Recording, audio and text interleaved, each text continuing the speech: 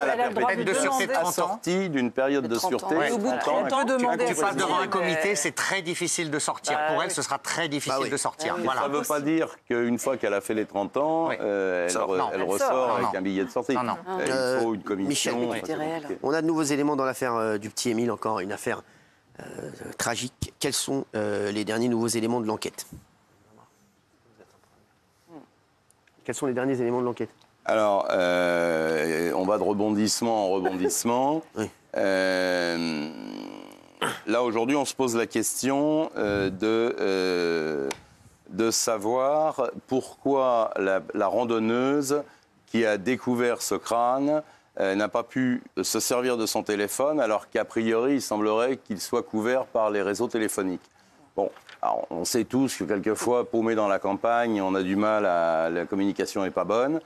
Mais on a en tout cas donc c'est quelqu'un du village, ou en tout cas de très proche du village. Donc effectivement, la question se pose de savoir qui est cette personne. C'est un vrai point d'interrogation dans ce dossier. La piste de la chute mortelle, elle est envisagée?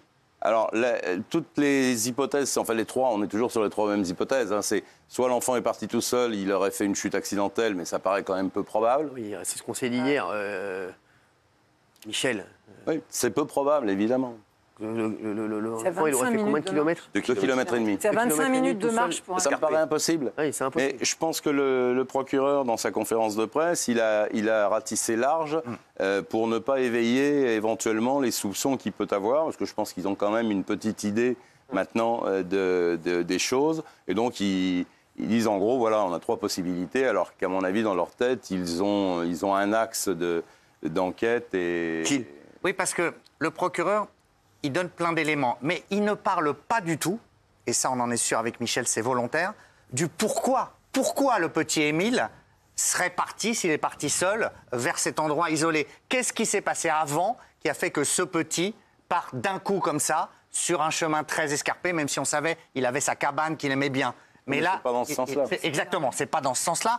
Pourquoi est-ce qu'il part dans une direction comme ça? Pourquoi est-ce qu'il ne s'arrête jamais? Pourquoi est-ce qu'on le retrouve là? Voilà. Donc ça, c'est absolument pas encore défini par les enquêteurs qui cherchent. Ce qui est maintenant très important, c'est qu'on a retrouvé les chaussures qu'il portait.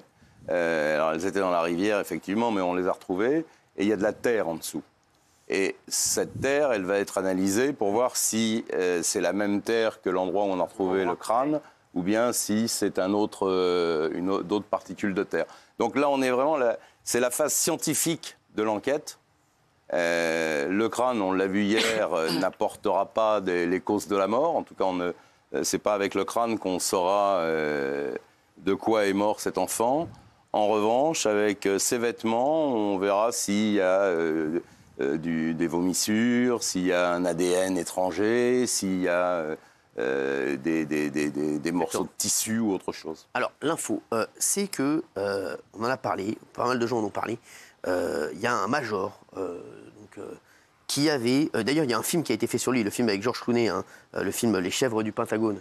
C'était inspiré de sa vie. Ce major s'intéresse énormément au cold case aux États-Unis et il s'intéresse au cold case. Il s'intéressait à quelques cold cases en France, notamment l'affaire du petit Émile. Et, incroyable, il aurait envoyé au maire de la ville un mail le 3 décembre 2023 où il dit où se trouvait le petit Émile. Et il se trouve que le petit Émile a été retrouvé à peu près où il avait dit qu'il était. Donc c'est un truc de fou. Ici, c'est trois évêchés. C'est un truc de fou. Gilles, c'est quelqu'un il faisait partie de la CIA, je crois. Extrêmement crédible. Exactement. Et il avait envoyé un mail au maire également pour dire le petit Émile se trouve là. C'est juste incroyable. Et visiblement aux enquêteurs aussi. Exactement. Ça fait partie et même à nous, il nous avait envoyé le mail à nous également. Sachez-le. Ah oui? Oui. Okay. Voilà. Et je vous dis, c'est incroyable. Et alors, il avait envoyé ça à la presse britannique après, au Sun, qui est un tabloïd. Donc, on s'est dit, est-ce que c'est vrai? Et toute la presse britannique sérieuse, notamment The Independent, qui est un grand journal aujourd'hui, reprend en disant, mais c'est incroyable. Parce que c'est vrai que c'est extrêmement près. Il localise et il dit, il y a une urgence. Exactement. Écoutez-moi, il y a une urgence. C'est fou. Je sens quelque chose. Attention, c'est pas un voyant au sens médiumnique du terme. C'est un chercheur. Et grâce à des recherches, Aux États-Unis, c'est beaucoup plus développé qu'en France.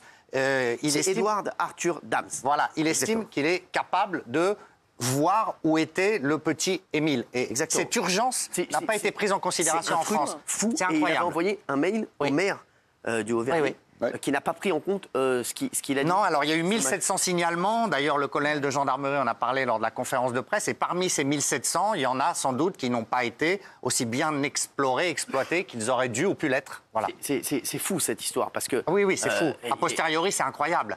Alors, Michel, c'est incroyable parce qu'il. Pourquoi ça n'a pas été pris au sérieux, cette histoire? Gilles vient de le dire, 1700 et quelques signalements. Ouais, mais là, c'est un mec quand même, c'est un mec. Alors c'est un mec, c'est un américain. Gilles dit qu'il n'est pas voyant, mais enfin bon, si, il est voyant, c'est un médium. Aussi, ouais, c'est aussi un. Et les chercheurs. En fait, la CIA lui demandait des services pour parfois parce qu'il a Ouais. Vision des flashs. Oui, sur mais des c'est cold cases, etc. un médium. Il a résolu de nombreuses affaires aussi. Je suis d'accord Oui, avec toi, un Michel. médium. Oui. Donc, c'est aussi un chercheur. Non, mais ouais. médium, j'avais peur qu'on pense que C'est ça, c'était exactement. pas crédible. C'est C'est pas pour ça du que tout j'ai un OK, médium. j'entends. Comment veux-tu qu'il ait depuis son bureau Bah oui, un c'est fou. ordinateur qui lui permette de C'est dire que le incroyable, corps cette se histoire. trouve Les à cet recherches, endroit? Eh bien, distance. Sachez qu'il est actuellement dans l'avion. Il va venir de Sacramento. Mais non. Il sera mon invité dans Face à Nouna ce week-end. Oh. On l'a fait venir. Sachez qu'il va venir parce que c'est un cas exceptionnel. Ce monsieur, c'est fou, hein. Michel, toi qui connais, est-ce que c'est pas un uluberlu, c'est un truc de fou. Non, mais moi, je suis plutôt étanche et hermétique C'est ça, ouais. à ce genre de pratique, même si j'ai assisté quelques fois dans ma vie à des conférences traitant de ce sujet. Alors, je ne sais pas si c'est parce que ça fait peur ou parce que je suis trop cartésien, j'en sais rien, mais c'est vrai que j'ai du mal à y croire.